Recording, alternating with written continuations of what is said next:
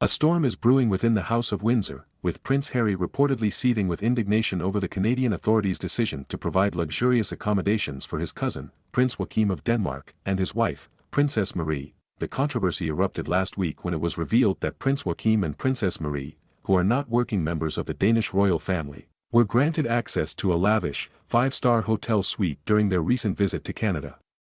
The gesture, extended by the Canadian authorities, has been met with a frosty reception from Prince Harry, who reportedly views it as a blatant disregard for established royal protocol. Sources close to the Duke of Sussex suggest that he is particularly incensed by the perceived disparity in treatment.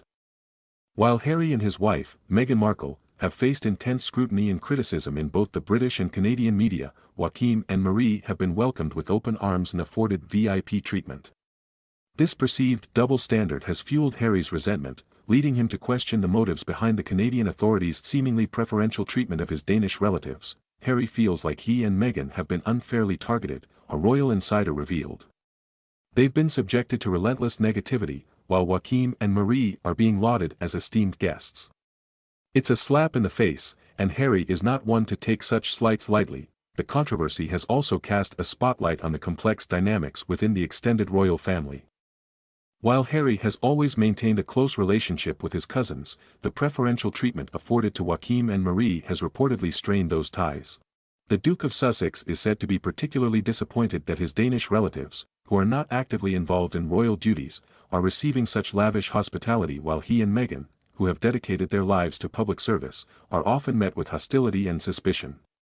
Adding fuel to the fire is the fact that the Canadian authorities' decision comes at a time when Harry and Meghan are actively seeking to establish a new life for themselves outside of the traditional royal framework.